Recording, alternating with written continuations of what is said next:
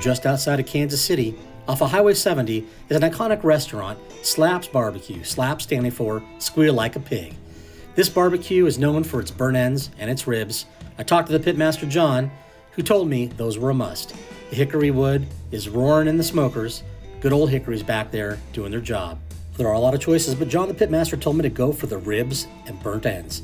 So I did and got the extras, all the trimmings, cream corn, mac and cheese, coleslaw, and the baked beans. All the fixings are here. You got your regular sauce, your spicy sauce, and look at this, pure scintillation. If you haven't had these burnt ends, you're definitely missing out.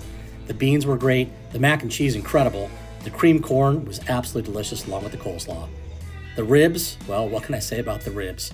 Clean bite off the bone, absolutely tender, super flavorful from that hickory smoke. Yes, I was in heaven. And let me tell you something, I cannot resist the mac and cheese. So if you get down to Kansas City, Kansas, check out Slaps. And smoke on, baby!